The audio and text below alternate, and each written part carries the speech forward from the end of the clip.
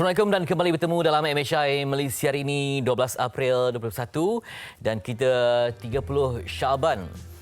Debaran untuk menantikan Ramadan dan insya-Allah pada esok hari dan kemudiannya banyak persiapan yang perlu kita lakukan bukan hanya untuk makan minum tapi juga dari segi aspek kerohanian sebab Ramadan adalah musim yang terindah bagi umat Islam, musim bunga kerohanian yang perlu kita santuni sebaik mungkin.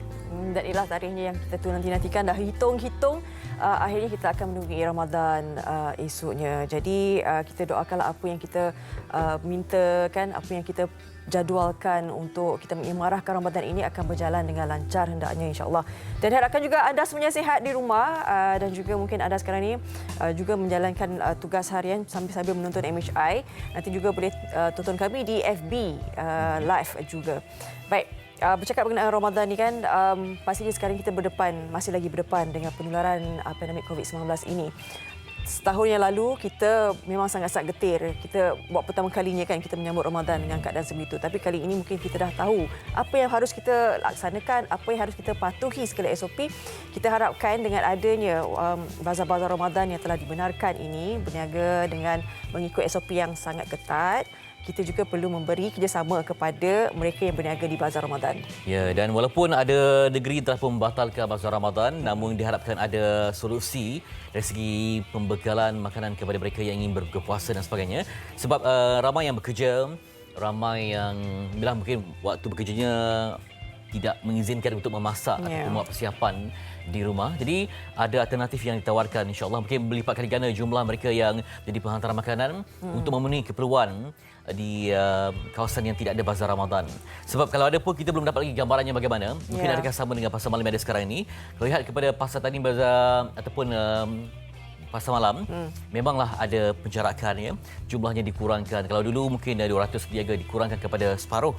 Ada ruang supaya tidak berlaku sesak, sempit dan bertolak-tolak ya. Sebab itu adalah satu kawasan yang perlu dijaga rapi. Perlu ada pegawai rela yang contohnya perlu mengambil suhu bacaan, perlu masuk ke mana, keluar ke mana dan tidak digalakkan untuk bawa anak-anak kecil. Dan kita lihat juga penjarakan gerai itu sendiri pun Fitri adalah penjarakannya jauh sedikit seperti biasa, bukan lagi seperti biasa kan. Jadi cumanya sekarang ini melihatkan statistik yang turun naik ini ada juga negeri-negeri yang bimbang lah sekiranya pada bulan Ramadan ini akan berlakunya peningkatan jumlah statistik itu. Apatah lagi pakar kesihatan bimbang bila adanya, kita tahu kan Ramadan ni satunya bazar Ramadan, keduanya kita pun ingin mengimarahkan Ramadan ini bersama dengan keluarga, nak berbuka puasa dengan keluarga kan, dengan rakan-rakan. Itu yang mereka bimbangkan. Jadi kita jangan leka lah kan dalam bulan Ramadan ini, di samping kita menjalankan sebab kita menantikan bulan Ramadan ini dah lama. Jadi kita juga kena beringat-ingat, jangan leka dengan apa yang kita ada sekarang ini. Ya, sebab sekarang ni pun semuanya berfungsi pada kapasiti yang penuh dari segi ekonomi dan juga sekolah memang penuh. Jadi memang cabarannya kalau kita pergi ke mana-mana pun, kalau di Kuala Lumpur ni memang sesak di kompleks Qiblah ataupun di jalanan. Harap sabar dan menguruskannya sebaik mungkin. Baik, paparan dia tentang terbaru tentang COVID-19. 1,739 kes baru dengan 8 kematian dicatatkan. Dan ini kami paparkan dengan Selangor dengan kes yang tertinggi 535. Dan diikuti dengan negeri Sarawak, lebih daripada 400 kes telah dicatatkan. Kemudiannya kita lihat, sebab kita tahu hari ini bila melihat perkabaran berita berkenaan dengan Kelantan telah membatalkan operasi bazar Ramadan ini, masa tu kes kan 171 pada 21 Mac yang lalu telah diumumkan bahawa bazar boleh berjalan seperti biasa, tetapi semalam Kelantan mencatatkan 98 kes, walaupun 2 angka tetapi angka itu menghampiri 3 angka, jadi agak menggusarkan juga bagi pihak Kerajaan Negeri Kelantan. Ini jumlah kematian yang dicatatkan dan kluster-kluster baru juga turut diperlihatkan, ada penambahan kluster baru setakat semalam. Dan kita lihat mengikut Transdirektor Nur Hisham, yang ini melibatkan 1343 rakyat Malaysia dan selebihnya lah warga asing, dan jumlah kumulatif kini ialah 360,856. Dan kita berhati-hati kepada kluster baru yang dihasilkan kerana ia juga berpotensi untuk kebolehjangkitan kepada pihak yang lain. Jadi pastikan anda yang merasa tidak sihat membuat ujian saringan ataupun mengamalkan kuarantin kendiri demi kebaikan bersama. Tadi saya sempat saya selak berita harian ni. Dikabarkan 59 daerah dalam zon merah dan Terengganu catat kadar kebolehjangkitan tertinggi di negara. Ini laporannya telah dimaklumkan di halaman ke-6. Sedikit sebanyak memberitahu bagaimana kawasan-kawasan ada peningkatannya sedikit untuk dalam zon merah ini. Jadi kita mengharapkanlah semoga Ramadan ini kan kita disiplinkan diri, selain disiplinkan dengan ibadah-ibadah sunat Ramadan, tapi kita disiplinkan diri juga dengan SOP yang telah ditetapkan. Dah setahun dah kita ni. Betul. Baik. Baik, kita nak tinjau paparan akhbar untuk hari ini. Ya. Di berita harian di halaman hadapan ini berkenaan dengan kartel daging import kaut 52 juta ringgit setahun tumpas. Jadi Johor Bahru, polis menumpaskan kartel daging import membabitkan 19 syarikat pengedar yang mengaut keuntungan sehingga 52 juta ringgit setahun dalam beberapa serbuan yang dibuat serentak di seluruh negara pada 9 April lalu. Jadi kegiatan ini yang disyaki berkomplot dengan pengimport daging sejuk beku dari Brazil telah tumpas selepas polis menahan 36 suspek termasuk 10 wanita menerusi op kartel daging. Jadi daripada 36 suspek orang tu, 30 suspek tu ada 34 adalah pengarah syarikat dan 2 lagi pengurus berusia 28 hingga 67 tahun. Jadi isu kartel ni kita tak sedia maklum. Dan untuk laporannya terus lebih lanjut di halaman yang kedua. Di sini semua dipamerkanlah antara bagaimana komplot ini beroperasi dan modus operandinya. 7 lagi suspek kartel daging import masih lagi diburu oleh pihak PDRM. Baik, itu di berita harian. Ke NST yang meletakkan Kelantan di muka hadapan. Kelantan critical. With the states are not at 1.12 and rising, Kelantan cancels Tarawih prayers and Ramadan bazaars. The Sultan Muhammad Stadium is being converted into a quarantine centre as hospitals and PKRCs reach full capacity. Cases in Selangor and Sarawak are also climbing. Jadi perhatikan di halaman kedua diberikan kekosongan tentang situasi di Bazar Ramadan. Ramai yang buat persediaan, jualan, semualah baju, makanan terpaksa dibatalkan. Jadi ini juga bukan hanya melibatkan jualan tetapi yang saya sebutkan tadi juga melibatkan Bazar Ramadan, Tarawih prayers, tilawah Al-Quran and other public programs. The cancellations of fasting months activities and public programs is attributed to a drastic increase in infections in the state. Majlis-majlis rasmi juga turut dibatalkan, hanya dibenarkan adalah mesyuarat yang penting saja, yang penting yang memerlukan. Ada mesyuarat itu pun dengan jumlah tertentu saja kan yang dibenarkan. Dan dimaklumkan bahawa pihak polis akan melakukan pemeriksaan kawalan di semua entry points ataupun pintu masuk utama ataupun laluan utama di Kelantan untuk memastikan sama ada penduduk mematuhi SOP ataupun tidak. Bukan hanya berkaitan dengan pemakaian pelitup muka tapi juga dari segi penjarakan, perkumpulan dan sebagainya. Misal kata kalau ada individu yang masih lagi menganjurkan tarawih di kawasan yang sesak, juga akan diambil tindakan. Pula tak bagi bersembahyang tetapi yang sebenarnya kita pun jelas pada awal PKP dahulu di mana ulama ada penjelasannya demi menjaga kemaslahatan bersama. Memanglah ada yang berbangkang tetapi kita merujuk kepada konsensus ataupun ketetapan yang diraih dalam Majlis Fatwa Kebangsaan. Ya. Baik, itu di NST dan di Harian Metro. Kita ada tajuknya di halaman kedua dan juga di muka depan juga. Ni. Ini tentang gangster lah sangat. Tajuknya panas juga ni. Tinggal anak buah gangster lah sangat. Takut diburu polis akibat dosa terbabit dalam pelbagai jenayah terancang menyebabkan ramai ketua kongsi gelap dikesan lari ke luar negara bersembunyi. Jadi mereka bukan lari begitu saja tetapi membawa sejumlah wang yang besar untuk membuka perniagaan dan meneruskan hidup. Jadi operasi di tanah air pula diserah kepada anak buah. Tetapi kegiatan agak terbatas. Sehingga kini polis mengesahkan kumpulan kongsi gelap Geng 3688 0521 dan Satu Hati masih lagi aktif. Ini laporan daripada wartawan Hafiz Nawawi dan lanjutannya di halaman kedua dan juga ketiga berkenaan dengan ketua gangster cabut bos kongsi gelap didapati larikan diri ke luar negara elak dicekuk. Ini boleh dapatkan Harian Metro hari ini berkenaan dengan lanjutan kongsi gelap ini. Dan pandailah mereka. Mereka lari, lepas tu mereka bagi kat anak buah mereka buat kat sini. Dan saya juga tertarik sebenarnya ada tertinggal di NST ni. Di halaman ke-12, izinkan saya kongsi halaman ke-12. Ini tentang tolong jaga budak ini. Ini amat menyedihkan. Ada anak kecil yang baru dilahirkan, ditinggalkan di sebuah tempat dan hanya ada nota yang di situ iaitu tolong jaga budak ini. Muncullah selamat. Bayangkan kalau tiba-tiba dilarikan anjing ke ataupun hujan ke, tak ada orang jumpa ke. Ditinggalkan kat mana? Ini berlaku ditinggalkan di sebuah kawasan di Pulau Pinang. Berhampiran dengan kawasan Jelutong. Masih ada lagi kes-kes yang sebegini kan, tak dekat-dekat Ramadan sebegini. Baik, itu antara artikel pilihan kami di Akhbar. Jadi boleh dapatkan Berita Harian Metro dan juga NST untuk mengetahui lebih lanjut perkembangan yang ada mereka sediakan untuk laporan hari ini. Baik, selepas ini kita akan berehat seketika, tapi nanti kita nak berbincang juga dengan pakar kesihatan. Sebab nak Ramadan dah kan? Jadi kalau mereka yang gastrik ni boleh ke berpuasa? Kalau anak-anak kita, apa makanan yang terbaik untuk kita bagi pada anak kita sahur nanti? Supaya mereka ni bertenaga juga kan, nak sekolah dengan cuaca panasnya lagi. Apa yang sesuai pada waktu pagi dan apa yang tak sesuai sebelum tidur. Sebab kita pun nak mengubah corak bangun tidur.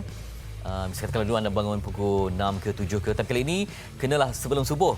Kalau anda bersahur pukul 7 pagi, dah tak puasa. Okay? Bersahur 7 pagi. Macam mana nak melatih?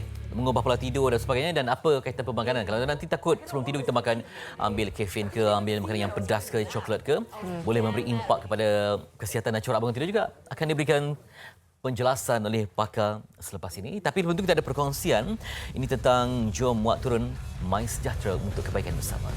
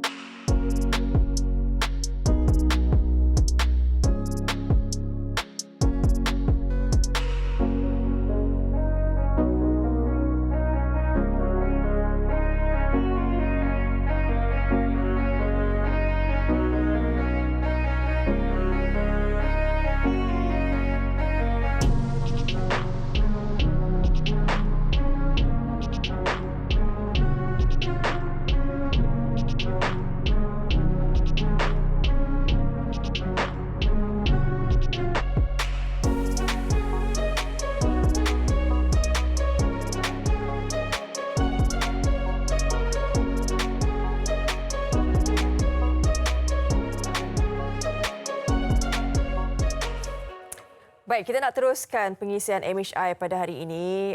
Kan kita nak berRamadan ni kan. Jadi pastinya banyak persediaan yang kita perlu lakukan, terutama kalau ada anak-anak yang baru nak berpuasa tahun ini. Ini antara tips yang boleh kita kongsikan. Tapi kita nak bersama dengan tetamu kita secara maya, iaitu Nurul Ain Baharudin, merupakan pegawai pemakanan KPJ Ampang Puteri Specialist Hospital. Assalamualaikum, selamat pagi. Waalaikumsalam, selamat pagi. Baik, Nurul, kita bercakap berkenaan berpuasa ni kan. Jadi secara saintifik ni kita tahu bahawa berpuasa ni juga boleh membantu kita untuk menurunkan berat badan, elok untuk kita punya kesihatan. Betul. Jadi mungkin Nurul boleh kongsikan terlebih dahulu introduksinya berkenaan dengan fakta ini. Okey, berkaitan dengan berpuasa sebenarnya kita kata banyak kelebihannya dari segi kesihatan yang Fariha katakan tadi. Ia boleh membantu untuk menurunkan berat badan dan dalam masa yang sama ia juga dapat membantu untuk kita mengawal paras gula, tekanan darah dan juga boleh membantu untuk meningkatkan fungsi jantung. Dan yang paling penting, ia juga dapat membantu untuk merehatkan kita punya sistem pencernaan setelah ia bekerja keras setelah berbulan-bulan. Baik, Nurul, kalau misal makan ni kan, selalunya kita tahu kalau kita bersahur, selalunya kita makan nasi kan, lauk-lauk yang supaya mengenyangkan lah supaya kita bertenaga untuk rutin esok paginya. Tapi mungkin Nurul lebih pakar, sebenarnya makanannya bagaimana sesuai untuk kita bersahur dan memberi nutrisi, beri tenaga.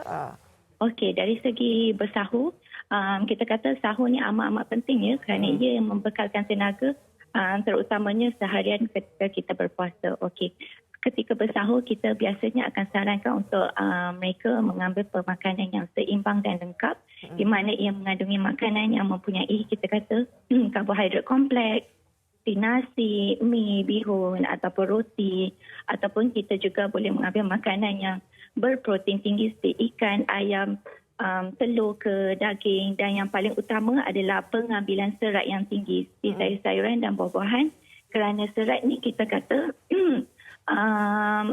serat ni membantu untuk melambatkan proses pencernaan dalam masa yang sama mengurangkan rasa lapar terutamanya di siang hari ketika berpuasa. Kalau berbuka pula dulu sebab makanan kan banyak kan. Ada yang kan makan kuih lah, makan nasi terus lah. Sebenarnya mana yang elok cara untuk kita punya disiplin makan tu kan? Takut nanti tiba-tiba sebu terus perut. Betul. Okey, paling penting, paling utama ketika berbuka pastikan tidak gelojoh dan makan berlebihan. Kalau boleh kita mengamalkan pemakanan snack ringan dahulu mengikut sunnah. Okey, maksudnya mungkin kita mulakan berbuka tu dengan memakan 3 biji kurma. Okey, dan kemudiannya mengambil segelas air dan diikuti dengan hidangan utama lah. Okey, hidangan utama ni kena pastikan pemakanan lengkap dan seimbang mengikut Food Pyramid Malaysia. Okey, maksudnya terdiri daripada karbohidrat, protein, sayur-sayuran, buah-buahan. Okey, dan pastikan ambil air secukupnya. Dan hidangan yang paling kita highlightkan ketika berbuka, pastikan makanan kita tidak terlalu pedas dan berempah untuk mengelakkan masalah ketidakselesaan perut dan masalah penghadapan. Jangan makan semua sekali ya. Tersandar nanti. Betul. Baik. Itu kalau bagi kita yang normal lah, yang biasa, yang tak ada penyakit. Tapi macam mana pula Nurul kalau misalnya mereka ini mengalami penyakit gastrik? Gastrik ni kadang-kadang kronik juga kan. Adakah mereka ni nak berpuasa juga? Macam mana? Ada tak cara yang terbaik? Okey, biasanya for those yang kita kata ada masalah penyakit terutamanya gastrik, okey, biasanya akan kita sarankan mendapat nasihat daripada doktor dahululah. Okey, sekiranya doktor membenarkan untuk berpuasa, biasanya doktor akan buat pengubahsuaian dari segi dos ubatan ataupun penjadualan dari segi pengambilan ubat-ubatan, dari segi pemakanan pula. Biasanya for those yang ada masalah penyakit, kita sarankan untuk mereka berpuasa lebih awal sebelum memasuki bulan Ramadan. Betul. Praktis dululah ya. Praktis dulu dan untuk kita kata mengawasi macam mana kalau sekiranya mereka mengandungi kita kata tanda-tanda yang memudaratkan. So at least boleh mengawasi dan supaya badan kita lebih bersedia untuk mengelakkan kemudaratan. Okey, kalau misalnya tahun ni kan ada anak-anak yang cuba-cuba nak berpuasa, mungkin Nurul boleh bagi tips sikitlah kepada ibu bapa yang nak bagi semangat, motivasi kepada anak-anak ni nak berpuasa melalui makanan kan. Kadang-kadang makanan ni dia hadiah yang cukup istimewa untuk Ramadan ni kalau anak-anak yang berpuasa ni kan. So kalau kata ibu bapa yang nak mula mengajar anak-anak mereka untuk berpuasa, pertama sekali biasanya kita akan sarankan ibu bapa untuk menerangkan dulu kenapa perlunya berpuasa supaya anak-anak ni lebih memahami tujuan mereka berpuasa tanpa ada rasa terbeban. Okey, dan kalau boleh keduanya pastikan ibu bapa merancang ataupun melatih anak secara perlahan-lahan dan berperingkat. Maksudnya mungkin kita mulakan dulu dengan berpuasa selama beberapa jam dahulu dan diikuti dengan separuh hari dan kemudiannya mengikut kemampuan anak itu sendiri sehinggalah mereka mampu untuk berpuasa penuh. Dan kalau boleh ibu bapa tu menyediakan makanan mengikut kegemaran anak-anak supaya menarik minat mereka untuk berpuasa. Okey, mungkin kita sediakan makanan kegemaran terutamanya ketika waktu berbuka dan bersahur dan pastikan ibu bapa menyediakan makanan yang sihat, seimbang terutamanya pengambilan sayur-sayuran dan buah-buahan supaya melengkapkan nutrisi anak-anak. Nurul, okey, sebab cuaca pun panas kan sekarang ni, kita menyambut Ramadan. Berapa gelas air sepatutnya kita harus minum bila waktu berbuka, lepas tu nanti waktu sahur, sebab pembahagian untuk pengambilan air tu kan, sebab kita berpuasa jangka masa yang lama. Bagaimana? Okey, ya betul. Kadang-kadang kita tengok bila kata berpuasa tu kebanyakan mereka mudah untuk mendapat dehidrasi. Sebab itu paling penting untuk kita mendapat mengambil minuman secukupnya, sekurang-kurangnya 8 gelas satu hari. Macam mana pembahagiannya? Okey, kita sarankan ketika berbangun sahur pastikan kita minum segelas air dahulu. Kemudiannya diikuti dengan 1 gelas air lagi selepas sahur. Kemudian selepas azan maghrib 1 gelas. Okey, selepas solat maghrib.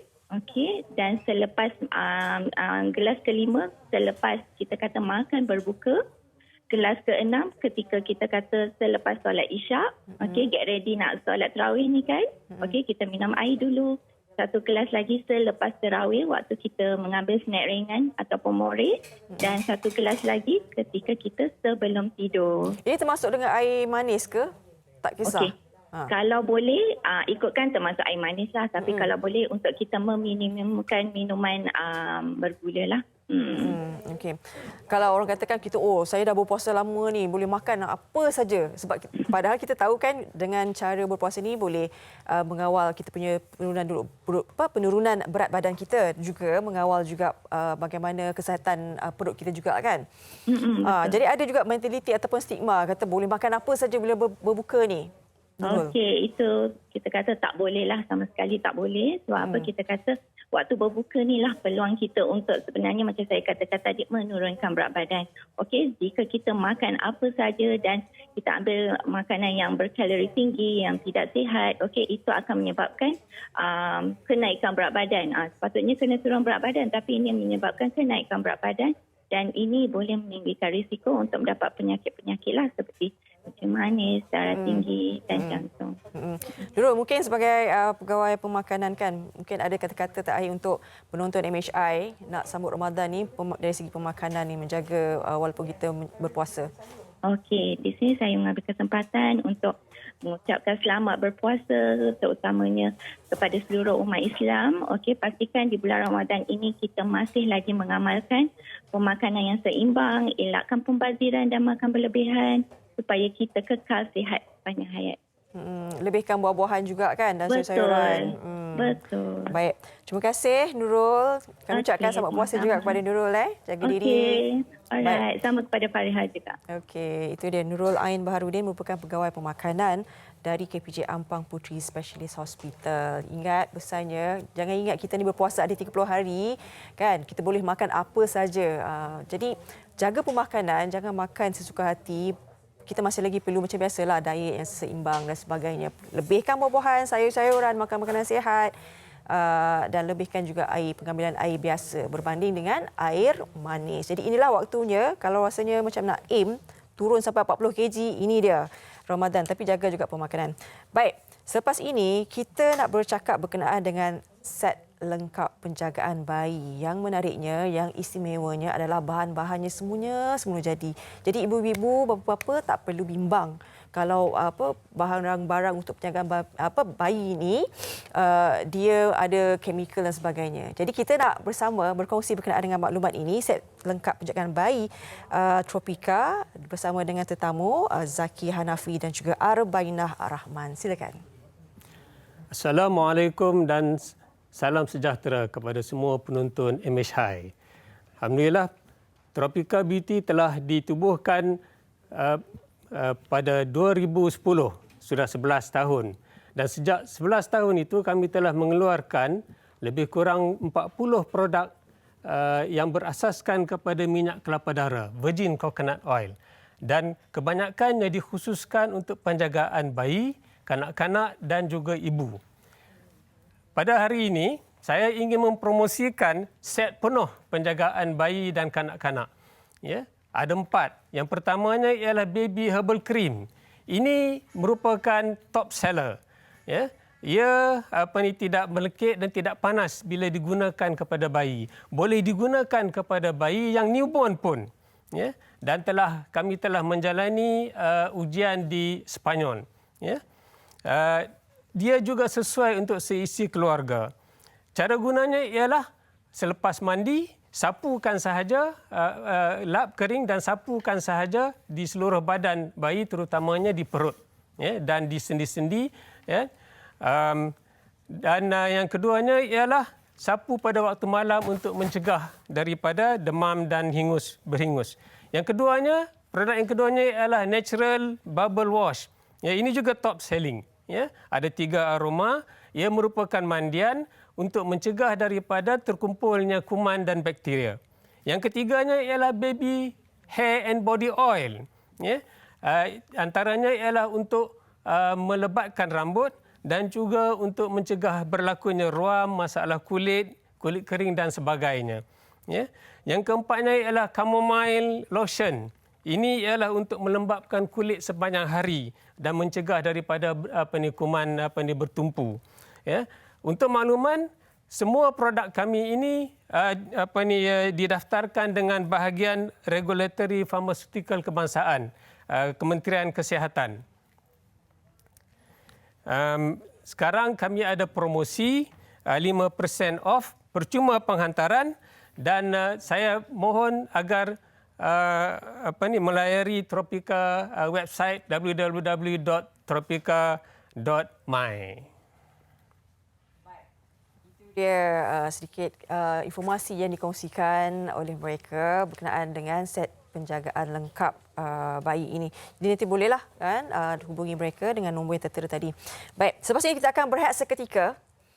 Sekembalinya nanti kita akan berbincang berkenaan dengan hikmah bulan Ramadan ini. Kita perlu menyerap hikmah bulan Ramadan ini. Bukan saja menahan lapar dan haus, tetapi lebih daripada itu. Kita akan jumpa lagi selepas ini di MHI.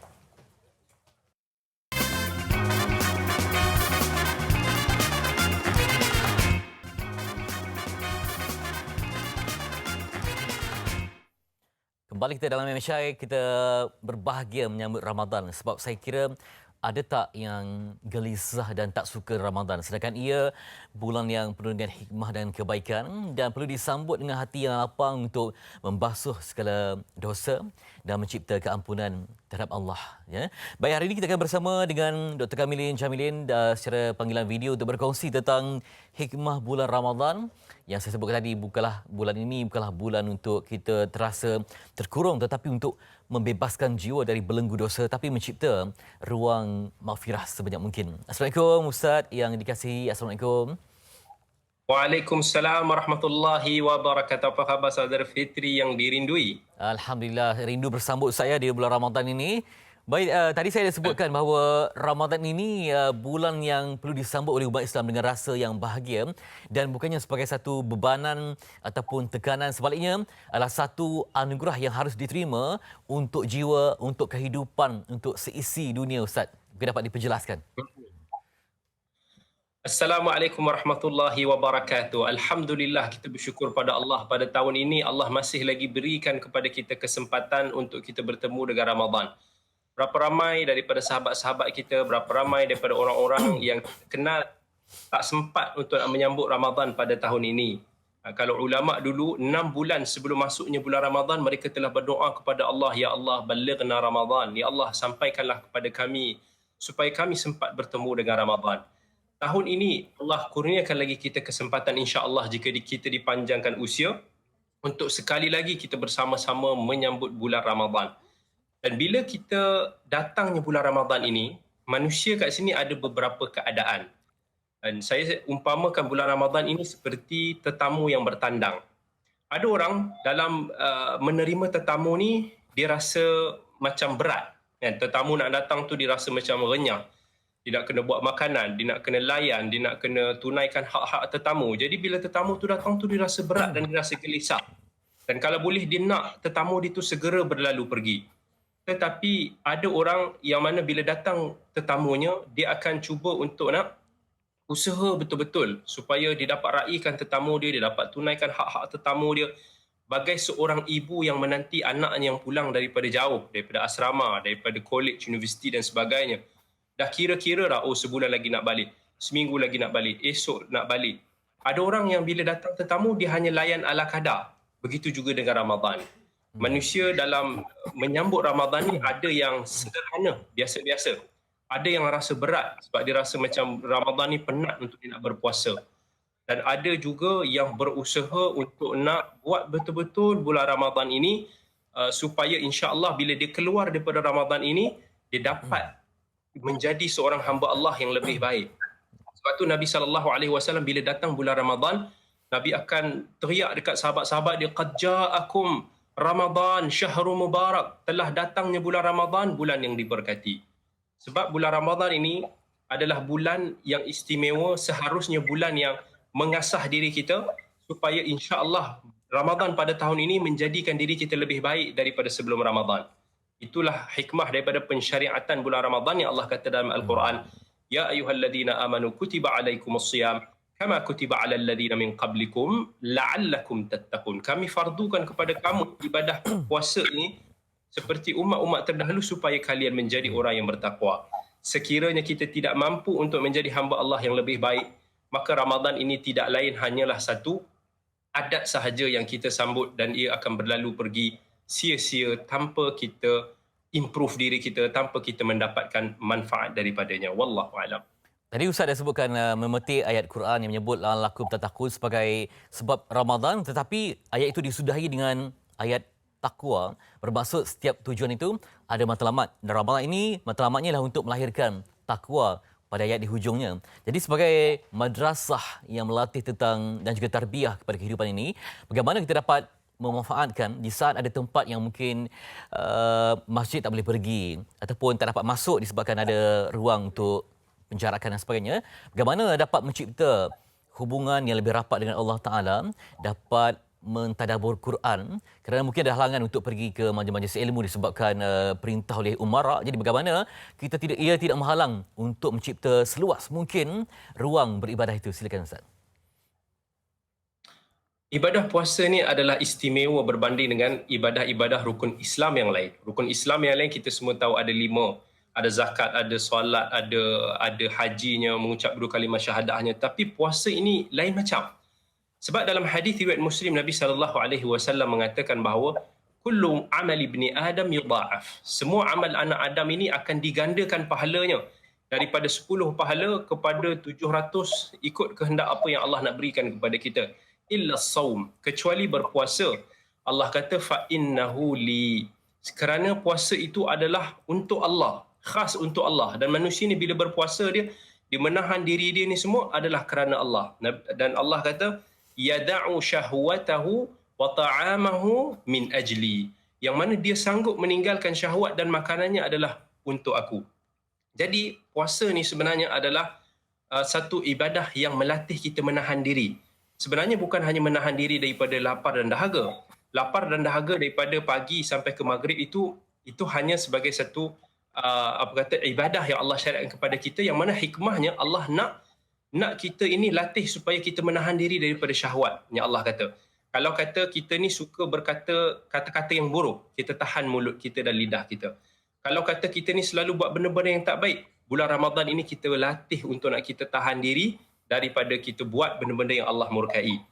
Sebab tu dalam Ramadan Nabi SAW bagi tahu, "Man lam yada' qawla az-zuri wal 'amala bihi falaysa lillahi hajah fi ay yada'a ta'amahu wa syarabah."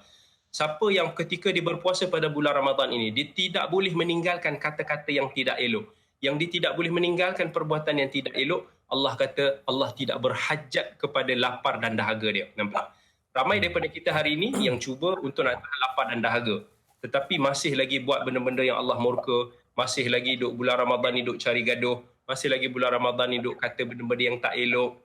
Padahal bulan Ramadan ni ibadah kita menahan diri. Nabi kata siapa yang berpuasa fala yarfuth wala yaskhab wala yafsuq.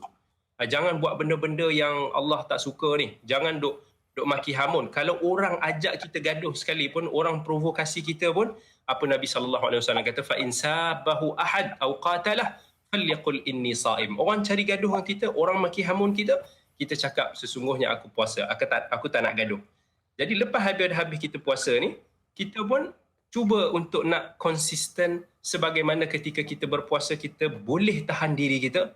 Begitu juga selepas daripada Ramadan, kita mampu menahan nafsu syahwat kita, kita mampu menahan diri kita daripada tergoda dengan hasutan-hasutan syaitanir rajim. Jadi Ustaz, ada juga yang mahukan Ramadan ni bulan memang baik tapi bulan yang penuh berkah, tapi kata tunggulah Ramadan ni akan memberi hidayah padaku, sedangkan kalau ikutnya kita dah sendiri harus mengejar hidayah berkenaan. Dan juga mujahadah itu sendiri, mujahadah untuk menentang syahwat, mujahadah untuk menentang kata-kata yang fasik dan sebagainya. Jadi macam mana supaya jangan hanya menanti dan menunggu Ramadan memulihkan kita, tapi kita lah yang harus mencari keluar daripada kepung itu untuk mencipta seluas mungkin ruang keampunan. Silakan Ustaz. Bulan Ramadan ni, seandainya kita tahu ganjaran yang Allah nak sediakan bagi orang yang berusaha. Sebab Ramadan ini istimewanya adalah bulan yang Allah turunkan Al-Quran. Quran ini Allah tidak turunkan melainkan dia adalah sebuah kitab hidayah, kitab panduan yang perlu kita cari petunjuk dan pedoman di dalamnya. Syahrul Ramadan alladhi unzila fihi al-Quran hudan linnas. Allah kata dalam surah Al-Baqarah, bulan Ramadan adalah bulan yang Allah turunkan Al-Quran di dalamnya, yang mana Al-Quran itu mengandungi hudan linnas, petunjuk kepada manusia. Jadi pada bulan Ramadan ini, sebab tu kita digalakkan sebanyak mungkin untuk nak fokus kepada beberapa amalan. Yang pertama adalah Quran. Quran inilah masanya, sama ada kita nak tadabbur Al-Quran, inilah masanya untuk nak kita mengkhatamkan Al-Quran, yang mana para ulama terdahulu ketika bulan Ramadan mereka sanggup tinggalkan semua kerana mereka nak fokus ataupun meluangkan masa mereka dengan Al-Quran.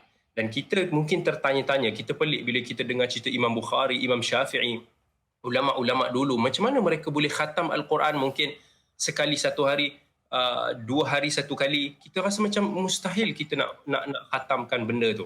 Tetapi seandainya kita tengok pada hari ini, kita tengok macam mana masyarakat hari ini bersama dengan handphone mereka, macam mana mereka membaca Facebook, IG mereka, Twitter dan sebagainya, begitulah para ulama terdahulu bersama dengan Al-Quran. Kerana itu, mereka mendapat pengajaran yang sangat besar daripada Al-Quran yang mereka tadabbur dan mereka baca ketika bulan Ramadan. Bulan Ramadan adalah bulan juga yang kita fokuskan untuk kita usaha nak qiyamul lail. Kita qiyamul lail. Salat tarawih yang kita lakukan tu sebenarnya adalah ibadah sebahagian daripada qiyamul lail. Melatih diri kita untuk nak bangun walaupun sedikit malam. Kalau bulan Ramadan, oh Masya Allah, kita boleh salat tarawih. Tapi pada selepas Ramadan, subhanallah, nak bangun 2 rakaat, 3 rakaat untuk witir pun kita tak larat. Kita tak macam-macam alasan kita buat, dah tak bangun dah. Ramadan je kita bangun. Pada bulan Ramadan adalah bulan yang kita kena fokus juga untuk banyakkan bersedekah, banyakkan memberi. Bagaimana Nabi kita SAW, Ibnu Abbas kata, kana ajwadun nas. Nabi SAW adalah manusia yang paling pemurah. Wa kana ajwadu ma yakunu fi Ramadan. Dan Nabi SAW itu paling amazing kedermawanannya pada bulan Ramadan, yang mana Nabi memberi pada bulan Ramadan itu lebih pantas daripada angin kencang yang menerpa. Ini antara 3 ibadah yang kita kena fokus pada bulan Ramadan. Dalam bersedekah itu kita membantu orang, dalam bersedekah itu kita berusaha memberi makan, begitu juga kita antara kita dengan Allah, kita qiyam, kita salat pada malam hari, dan juga kita tunaikan hak Al-Quran itu sendiri. Baik, insya-Allah moga mendapat Ramadan yang berkah, yang dilamai dengan kebaikan. Terima kasih kepada Ustaz Dr. Kamilin Jamilin berkongsi ilmu yang cukup bermakna. Kalaulah ulama disebutkan tadi berdoa 6 bulan lebih awal, kita ni kadang-kadang tak berdoa pun ya, tapi masa untuk melipat kali gandakan ibadah dan usaha. Sekali lagi terima kasih untuk Dr. Kamilin Jamilin untuk ilmu untuk hari ini. Terima kasih. Ya, Terima dapat kasih, kita Pak manfaatkan sebaik mungkin insya-Allah sebagai bekalan hari muka untuk diri dan keluarga. Baik, sekarang kita nak bersama dengan Puan Salma Ladin, pengasas Shira Skincare Health and Beauty Resources untuk berkongsi sesuatu yang bermakna tentang produknya. Silakan.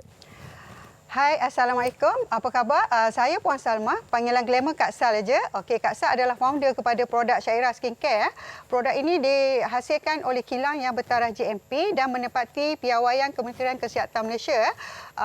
Yang paling penting, produk ini tiada bahan sampingan, tiada kesan sampingan untuk kulit. Di sini juga Kak San nak kongsi bagaimana Shira Skincare boleh membantu mengembalikan keyakinan diri anda ya. Set 5 dalam 1 ini terdiri daripada sabun sabun kolagen Sabun kolagen ini untuk memutihkan kulit muka dan memudarkan kesan jeragat Okey, manakala toner pula, toner ini berfungsi untuk melembutkan kulit muka dan menghasilkan kolagen semula jadi set serum serum amat bagus sekali ini top selling Okey, serum mengandungi bahan kolagen semula jadi bagus untuk anti penuaan di bawah garisan mata kita manakala siang pula mengandungi SPF 50 untuk melindungi kulit kita daripada cahaya matahari. Kulit akan nampak lebih cerah dan glowing apabila kita memakaikan krim siang ini Okey, tak perlu pakai bedak asas lagi apabila kita memakai day cream. Okey, untuk night cream pula, night cream yang ada jerawat dan jeragat, Kak Sal sarankan untuk memakai night cream secara konsisten InsyaAllah dalam masa 5 hari kesan jerawat dan jeragat akan pudar Okey, macam Kak Sal, biar otai asalkan anggur. Usia hanyalah angka yang mana produk ini boleh dibeli secara berasingan Okey, produk ini berasaskan bahan-bahan semula jadi dan jangan risau ianya semua produk Shira tiada bahan pengelupasan dan tiada meliku Di sini juga Kak San nak perkenalkan jus Shira yang mana di sini Shira keluarkan jus Shira Tongkat Ali dan jus Shira untuk majakani untuk wanita Penggunaannya sangat mudah, 2 sudu pagi semasa perut kosong dan 2 sudu malam sebelum masuk tidur Okey, produk ini sudah 2 tahun berada di pasaran dan kami mempunyai 500 ejen di seluruh Malaysia Jadi tunggu apa lagi, jom grab sekarang kerana tengah promosi RM89 untuk set Shira Skincare dan RM80 untuk jus majakani. Okey, kepada kos penghantaran kami tanggung hubungi kami sekarang untuk mendapatkan produk Shira Skincare dan kepada sesiapa yang nak cari duit lebih side income boleh WhatsApp ataupun layari laman website yang tertera di bawah shiraskincare.com ataupun 0179786907 Okey, Assalamualaikum, selamat berpuasa. Okay, baik, terima kasih pada Kak Sal yang berkongsi tentang produknya. Baik, sebelum saya berkongsi tentang bagaimana tinjauan aktiviti Imarah Masjid di Sabah, kita tinjau dulu bagaimana persediaan. Wartawan kami Nida sempat berkunjung untuk melihat persediaan peniaga dalam mengatur susun tentang Bazar Ramadan pada kali ini. Silakan. Hari ini Mesyuarat Jawatankuasa Teknikal telah bersetuju untuk membenarkan operasi Pasar Ramadan, membenarkan operasi Bazar Aidilfitri di seluruh negara, dan juga kita juga membenarkan solat tarawih. Ahlan wa sahlan, ya Ramadan. Ramadan kembali lagi. Ternyata pengumuman oleh Majlis Keselamatan Negara memberi kegembiraan dan kelegaan kepada rakyat Malaysia dalam menyambut bulan Ramadan pada tahun ini. Berikutan dengan kebenaran yang telah diberikan oleh pihak kerajaan di mana pada tahun ini Bazar Ramadan boleh beroperasi, dan pada hari ini saya berada di Jalan Tuanku Abdul Rahman untuk meninjau bagaimana persiapan dan keadaan para peniaga sebelum bazar ini dijalankan ketika bulan Ramadan yang bakal tiba.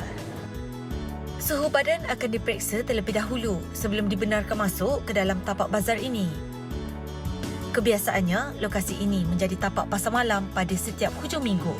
Tetapi istimewanya pada kali ini, ia dijadikan sebagai tapak bazar Ramadan buat para peniaga. Pasar malam akan berpindah ke Jalan Tunku Abdul Rahman. Daripada lorong Tunku Abdul Rahman akan berpindah ke Jalan Tunku Abdul Rahman. Gerai-gerai untuk bazar Ramadan di sepanjang lorong Tunku Abdul Rahman ada 208 lot. SOP pasar malam sama dengan bazar Ramadan. Bazar Ramadan dia punya perbezaan, dia ada pagar besi setinggi 8 kaki. Bazar Ramadan 17 hari bulan start, dia 3 hari sebelum di BKL akan pasang kemah dan besi-besi itulah untuk pengadang tu.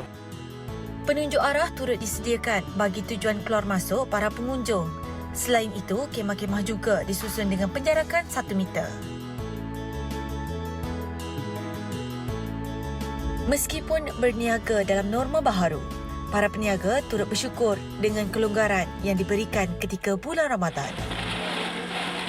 Alhamdulillah, memang kita bersyukur sangatlah sebab apa tahun ni ada bazar. Tak macam tahun lepas kan, tahun lepas kita dah PKP. Memang SOP tu kita kena jagalah. Masing-masing kita kena jaga diri kita dan semualah sekali. Memang kita SOP kat sini memang dikawal lah.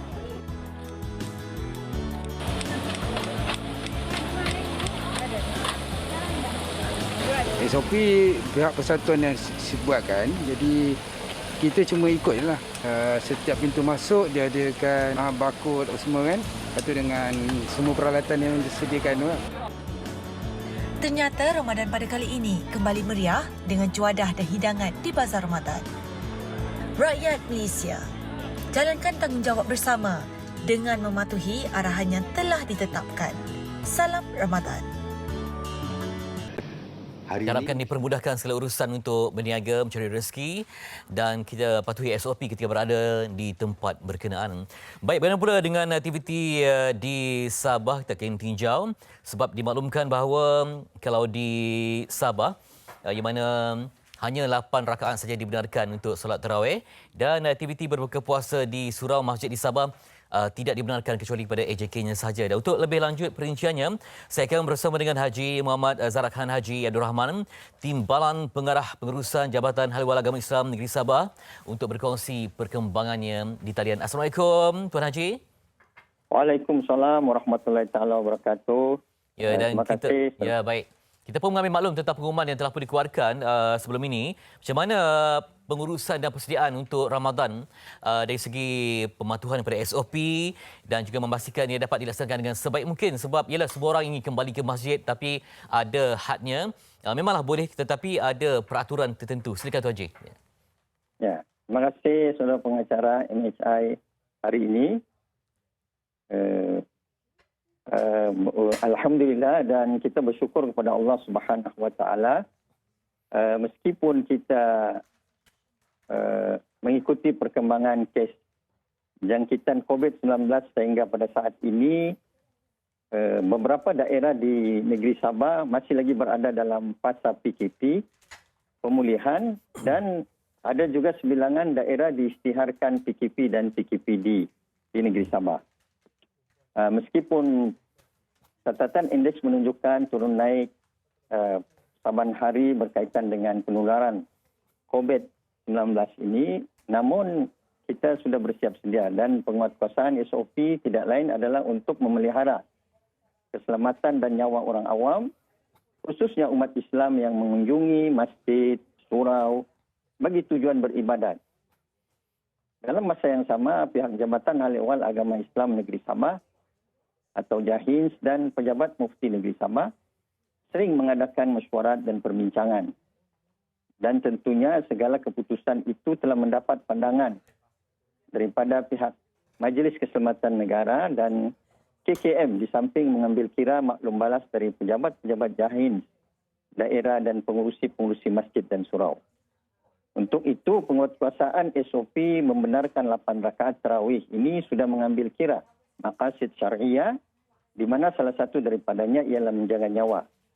Serta untuk makluman penuntun pagi ini di negeri Sabah kita mempunyai lebih kurang 1,050 buah masjid dan 1,100 buah surau. Jadi dengan adanya SOP ini memudahkan pemantauan dilaksanakan dari semasa ke semasa dan begitu juga memberi peluang kepada ketua keluarga di samping mereka boleh melaksanakan 8 rakaat salat tarawih secara berjemaah di masjid dan surau. Mereka boleh juga terusnya menunaikan baki 12 rakaat bersama kaum keluarga, isteri dan anak-anak di rumah dalam rangka untuk menyemarakkan dan memeriahkan lagi Ramadan sepanjang malam Ramadan dengan amalan-amalan sunat sepanjang bulan Ramadan ini di rumah masing-masing. Ya. Baik, Tuan Haji, disebabkan tak boleh berbuka puasa di masjid dan surau, apakah masjid juga akan membuat aktiviti seperti mengedarkan juadah kepada masyarakat setempat, ya? Sebab biasanya menjadi tradisi orang akan sedekah ke masjid, kemudian dapat lepas kita berbuka tu, kemudian dapat maghrib berjemaah, terus kekal sampai ke tarawih. Jadi macam mana disebabkan ada SOP tu, adakah masjid akan keluar, petugas yang akan mengedarkan di pintu utama ke juadah berkenaan? Ya, buat masa ini kita masih lagi oleh kerana di negeri Sabah masih juga ada setengah-setengah daerah yang diletakkan sebagai dalam kawasan merah dan PKP serta PKPD.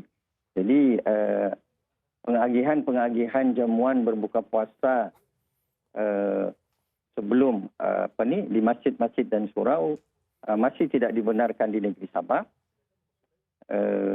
Kecuali jamuan berbuka puasa dan jamuan sahur hanya dibenarkan kepada 12 orang EJK masjid dan surau saja. Ini demi mengelakkan berlakunya persentuhan-sentuhan di kalangan masyarakat di negeri Sabah. Ya. Dari segi majlis ilmu masih ada di setiap masjid dan surau ataupun dibuat secara online?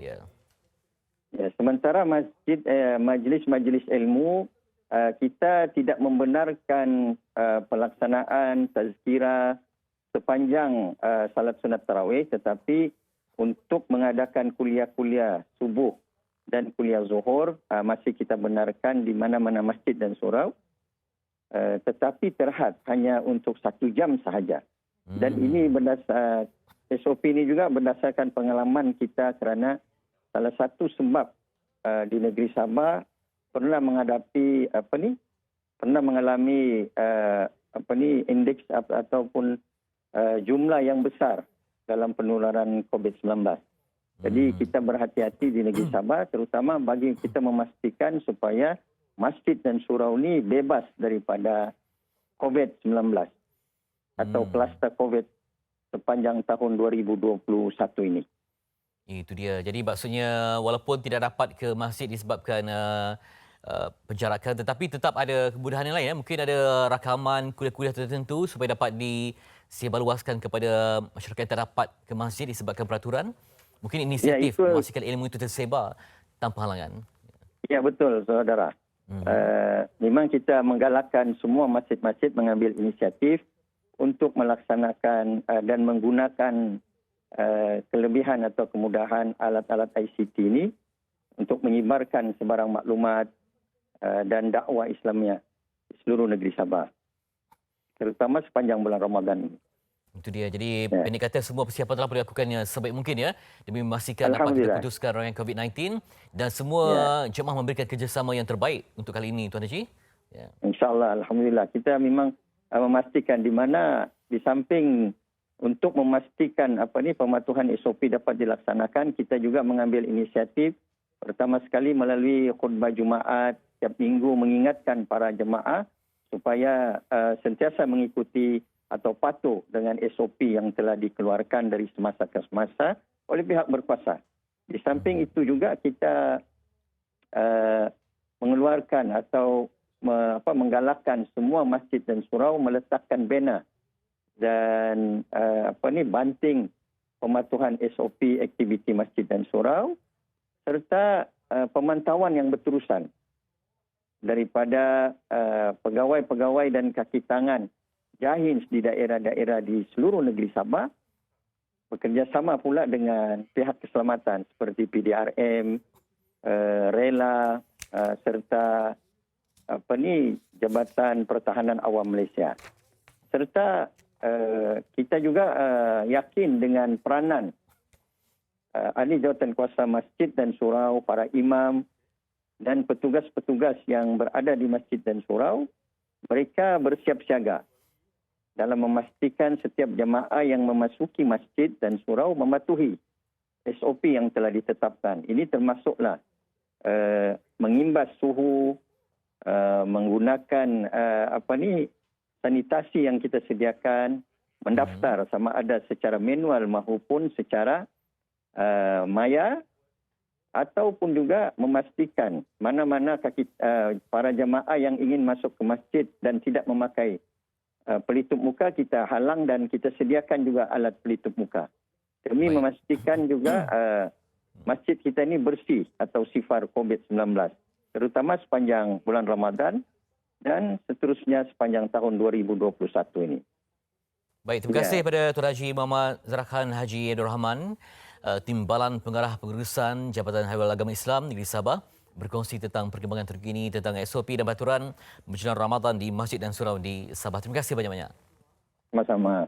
Assalamualaikum warahmatullahi wabarakatuh. Waalaikumsalam warahmatullahi wabarakatuh. Baik, kita akan break seketika, nantikan kembali untuk berkongsi lebih banyak program-program yang menarik, intipati yang berkhasiat untuk anda kembali selepas ini.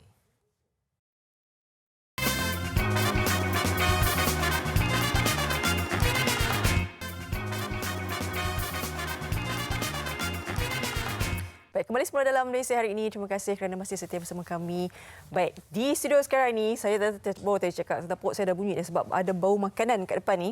Kita nak berbicara berkenaan dengan Nestle Malaysia Berhad. Telah melakukan satu usaha yang saya rasa sangat-sangat positif kepada kalian yang sangat mementingkan pemakanan yang baik, yang sihat.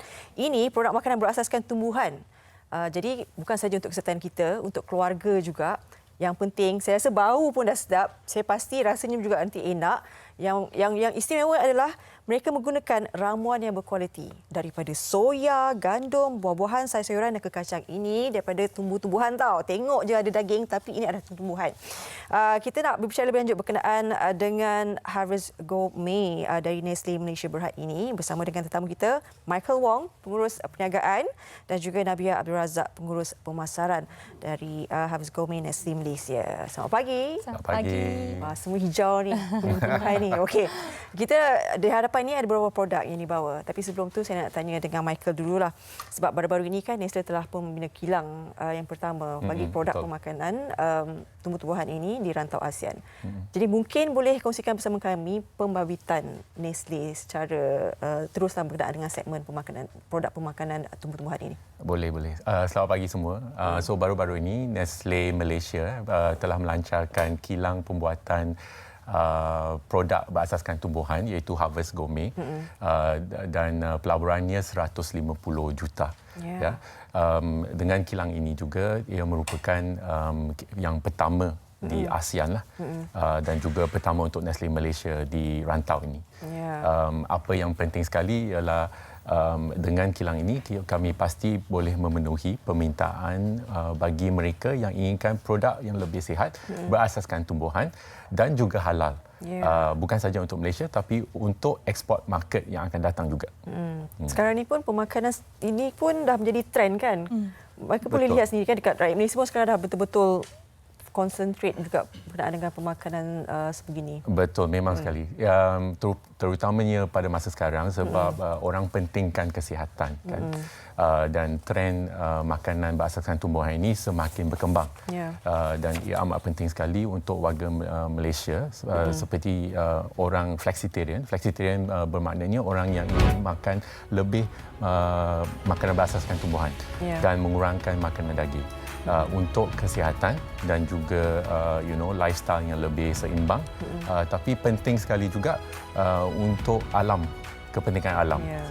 Seimbanglah kan. Jadi kita juga bumi juga. Betul. Baik, Nabia, mungkin boleh kongsikan juga antara produk Harvest Gourmet ini kan dan keistimewaannya. Okey, selamat pagi semua. Hari ini kita ada bawakan 5 produk daripada Harvest Gourmet. Ini adalah produk terbaru dari Nestle Malaysia. Produk yang sangat versatile. Tadi di kaca TV Zoo kita ada tunjuk pelbagai juadah boleh digunakan, boleh disediakan menggunakan produk-produk ini. So kita ada schnitzel, or some call it breaded fillet. Kita ada char grill pieces. Ini sangat menarik kerana dia mempunyai rasa seperti baru dipanggang. Ini yang boleh buat sate ni, yang atas ni. Dan kita ada minces iaitu kisaran, ada 2 jenis, stir fry mince developed to taste like chicken, and kita ada ground mince developed to taste like beef, dan kita juga ada burger. Dan produk-produk ini semua diperbuat daripada bahan-bahan berkualiti daripada tumbuh-tumbuhan. Kalau tengok daripada back of pack ni, dia ada tunjuk semua bahan-bahan yang terdapat di dalam produk ini seperti delima, pomegranate, beetroot, soya, gandum, paprika, blackcurrant and carrot.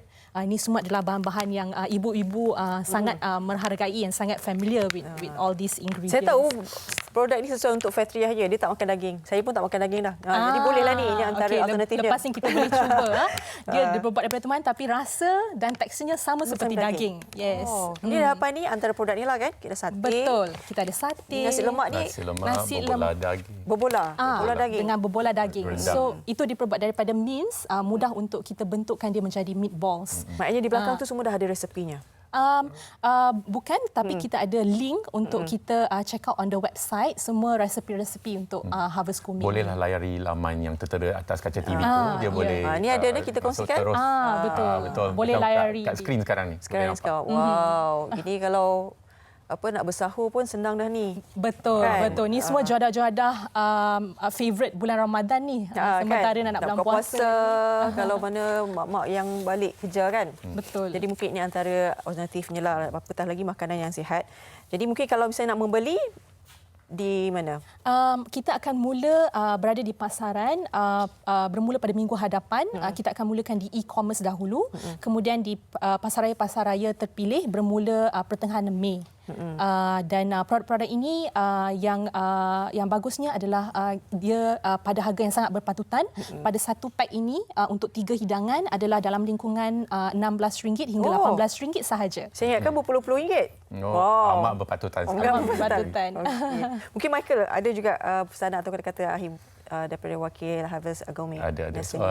So tadi kita dah bincangkan tentang trend juga kan. Nestle Malaysia terutamanya kalau untuk memenuhi trend produk berasaskan tumbuhan ni yang memang lebih sihat kalau dimakan dan juga seimbang dan seperti saya katakan baik juga untuk alam.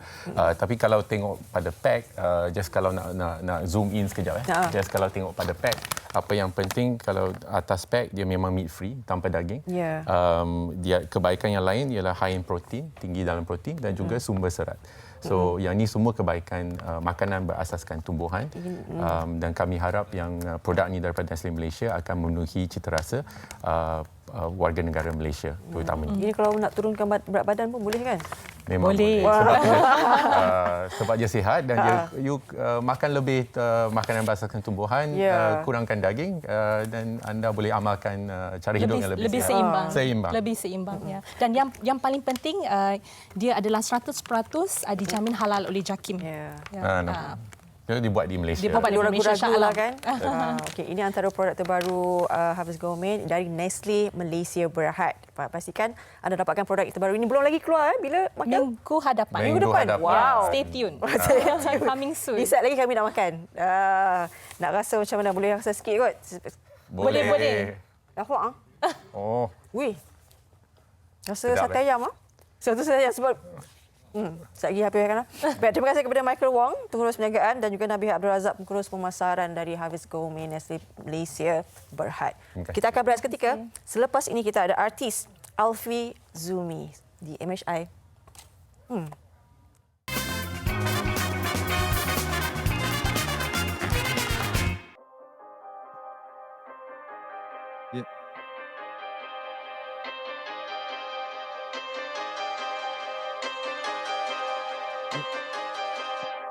I got my swag, korang wack, cuba nak tiru.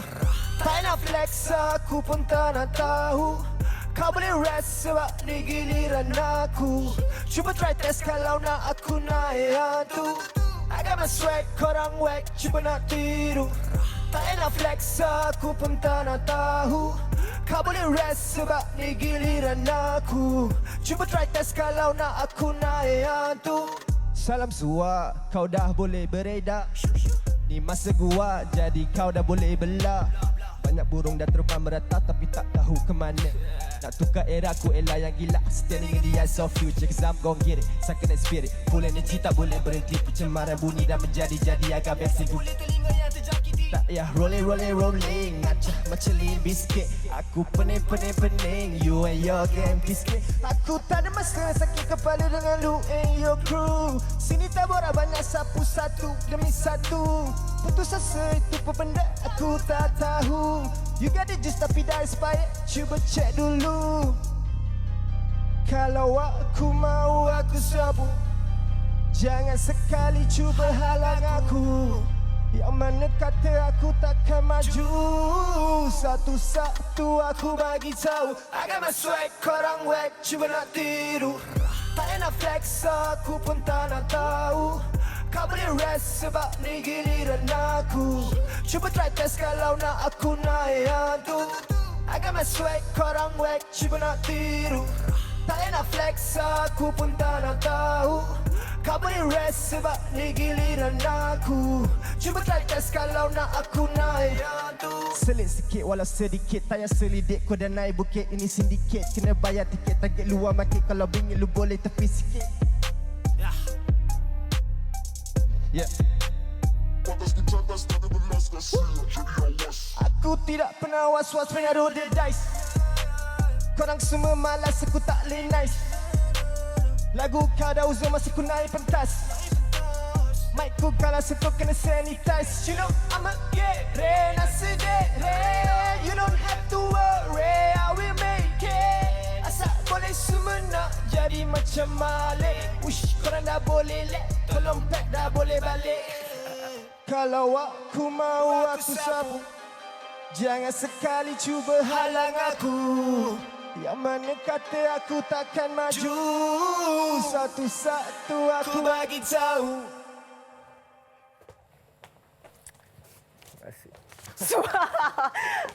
Itu dah Alfi, Sumi. Maaf sebab tadi awak berhenti tiba-tiba kan? Itulah.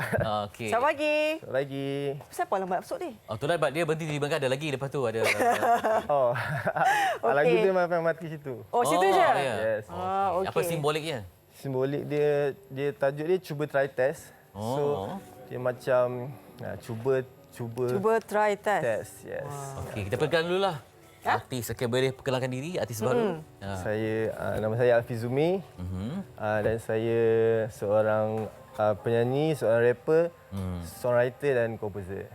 Tapi kata sebelum ni penari, Ya, koreografer. sebelum ni saya menari. Memang daripada habis sekolah tu memang dah start menari.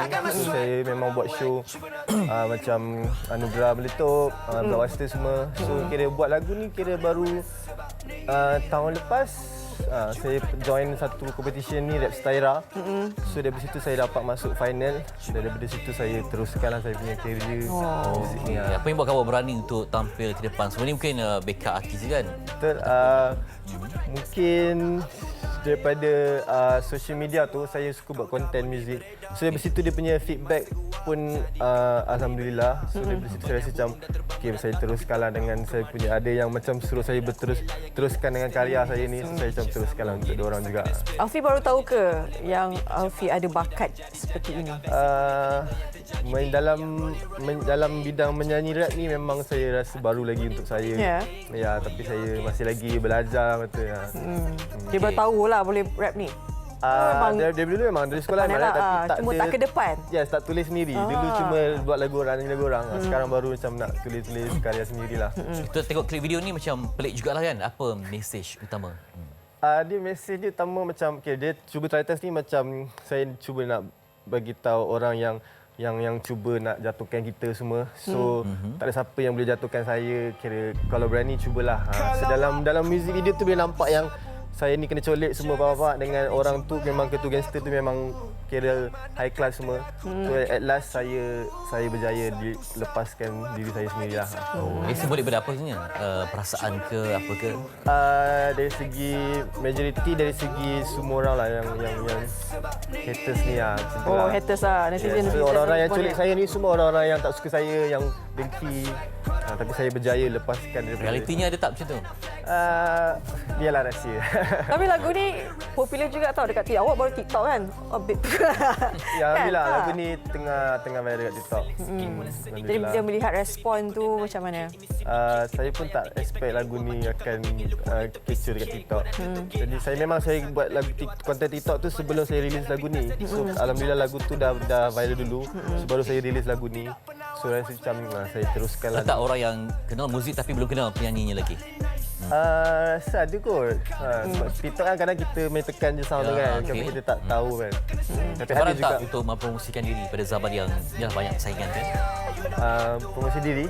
Okey, untuk lebih popular. Macam mana bang? Bagi tips saya nak promosi diri. Saya pun tak. Jadi pemalu ke ataupun memang suka berdepan dengan peminat ke, rajin buat live ke? Sekarang banyak, saya memang ada layan peminat saya ada buat satu akaun ni.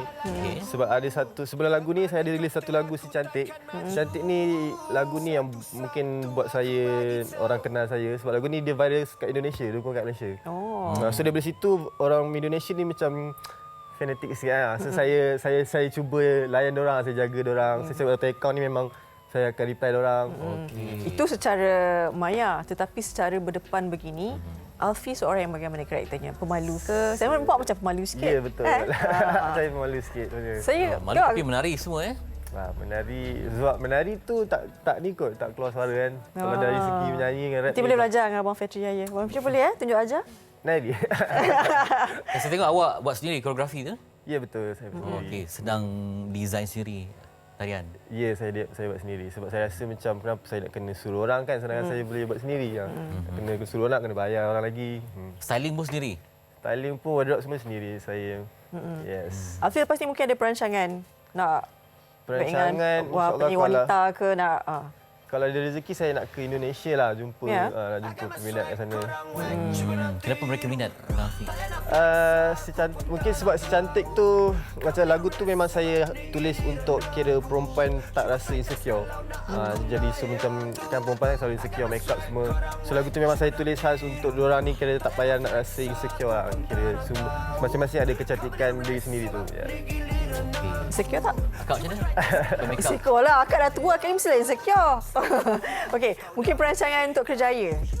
Perancangan untuk Kerjaya saya... Selain daripada pergi Indonesia, mungkin Alfie nak buat duet dengan penyanyi wanita yang mungkin diidamkan ke, berlakon ke. Baru ni nak featuring dengan satu influencer Indonesia ni.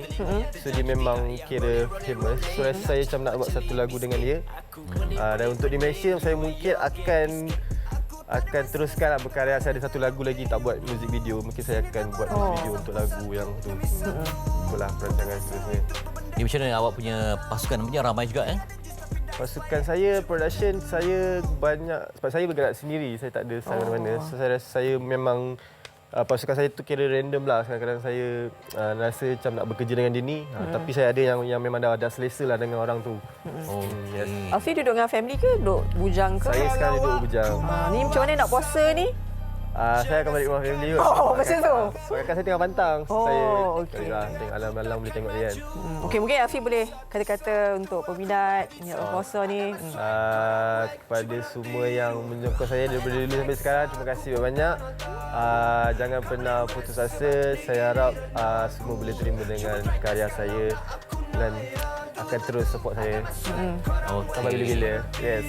Semoga berjaya juga. Kita doakan untuk Alfie. Terima kasih. Putih ibarat kita putih menantikan Ramadan yang bakal kunjung tiba insya-Allah esok hari. Kita doakan menjadi terbaik dan moga-moga kita bersabar dengan apa yang terjadi. Tak boleh rentas jubli dan sebagainya, tak boleh berniaga, ada bahasa yang tak dibenarkan. Moga ada rezeki lain untuk kita. Insya-Allah kita doakan yang terbaik buat kalian juga. Lepas ni Si Cantik Ya, betul. Baik, sebelum tu esok jangan lupa MHI ini macam mana nak mendidik anak berpuasa dan juga melakukan amalan-amalan sunat di bulan Ramadan. Ya. Okey, silakan Alfie. Terima kasih.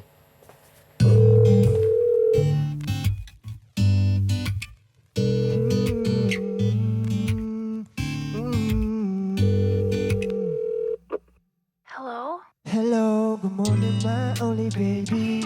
You look so beautiful just like this. Don't have to make up tiap hari. Kau paling lengkap macam bidadari. Pasti aku gari kurung dalam hati. No, bila-bila masa boleh melawati. Just call me crazy, cause that's what I be. Yeah, I'm crazy for you, nak buat apa lagi?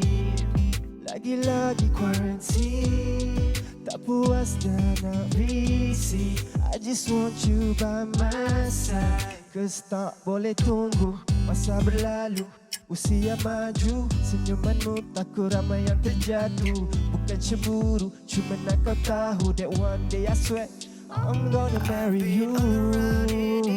Yeah, yeah, yeah. Pretty girls, your eyes is the only thing I wanna see. I took all medicine in this world. Trust me, I ain't lie to you. Your lips is the only thing can make me heal. Look, cantik rupawan itu kamu, yang paling menawan, aku setuju. You don't need a flower, you already bloom. So forget about the Valentine, I'm always for you. Lupakan saja apa yang berlaku, rupa dan mata masih lagi laku. Stay the way you are, jangan pernah ubah. They just don't know what to siram bunga. I've been all around in this world, seen a lot of pretty girls. Your eyes is the only thing I wanna see. I wanna see. I took all medicine in this world. Trust me, I ain't lie to you. Your lips is the only thing can make me heal. Hariba. I've been all around in this world, seen a lot of pretty girls. Your eyes is the only thing I wanna see. I took all medicine in this world. Trust me, I ain't lie to you. Your lips is the only thing can make me heal. Yeah, this song goes to all the cantik in this world. Girl, I gotta say, just be yourself. Thank you.